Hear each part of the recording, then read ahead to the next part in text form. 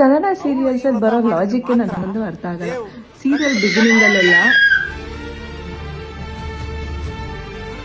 ನಿಂಗೆ ಅರ್ಥ ಆಗತ್ತಾ? ಸೀರಿಯಲ್ ಬಿಗಿನಿಂಗ್ ಅಲ್ಲೆಲ್ಲ ಹುಡುಗಿರ್ನ ಒಳ್ಳೆ ವಿಮೆನ್ ಎಂಪವರ್ಮೆಂಟ್ ಕಾರ್ಡ್ ತರ ತೋರಿಸ್ತಾರೆ.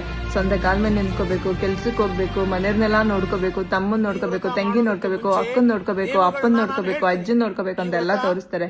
50-60 ಎಪಿಸೋಡ್ಸ್ ಆದ್ಮೇಲೆ ಮದ್ವೆ ಮಾಡ್ಕೊಂತಾರೆ. ಮದ್ವೆ ಆದ್ಮೇಲೆ ಗಂಡನೇ ಪ್ರಪಂಚ. ಅವ್ನ್ ಸೇವೆ ಮಾಡ್ಬೇಕು, ಅವ್ನ ಸ್ನಾನ ಮಾಡಿಸ್ಬೇಕು, ಅವನಿಗೆ ಅಡ್ಗೆ ಮಾಡ್ಕೊಡ್ಬೇಕು, ಅವ್ನ್ ಬಂದ ಅದನ್ನ ನೋಡ್ಬೇಕು, ಇದನ್ ನೋಡ್ಬೇಕು, ಅದನ್ ಮಾಡ್ಬೇಕು, ಇದನ್ ಮಾಡ್ಬೇಕು, ಬರೀ ಇದೇ ಆಗುತ್ತೆ. ಆಮೇಲೆ ತಿಂಗ್ಳಿಗೆ ಒಂದ್ ವ್ರತ ಮಾಡ್ತಾ ಇರ್ತಾರೆ. ಅದು ಎಷ್ಟು ಇನೋವೇಟಿವ್ ಆಗಿರ್ತವೆ ಅಂದ್ರೆ ಆ ವ್ರತಗಳಂತೂ. ನಾನಂತೂ ಆ ತರದನ್ನ ಎಲ್ಲೂ ಕೇಳೇ ಇಲ್ಲ, ಯಾವ ಪುರಾಣಗಳಲ್ಲೂ ಇಲ್ಲ ಅನ್ಸುತ್ತೆ. ನಮ್ ಪುರಾಣದಲ್ಲಿ ಬರೋ ಪತಿವ್ರತೆಗಳಿಗೆ ಏನಾದ್ರು ಈ ತರ ವ್ರತಗಳು ಗೊತ್ತಿದ್ರೆ ಪಾಪ ಅವರು ಶಿವನ್ ಜೊತೆಗೆ, ಬ್ರಹ್ಮನ್ ಜೊತೆಗೆ, ಯಮನ್ ಜೊತೆಗೆ ಜಗಳ ಆಡೋದ್ ಬಿಟ್ಟು ಇದನ್ನ ಮಾಡ್ಕೊಂಡು ಅವ್ರ ಗಂಡಂದ್ರನ್ನ ಉಳಿಸ್ಕೊಂತಿದ್ರು ಅನ್ಸುತ್ತೆ. ಸೀರಿಯಸ್ ಆಗಿ ಒಂದ್ ದೊಡ್ಡ ನಮಸ್ಕಾರ ಇವ್ರಿಗೆ.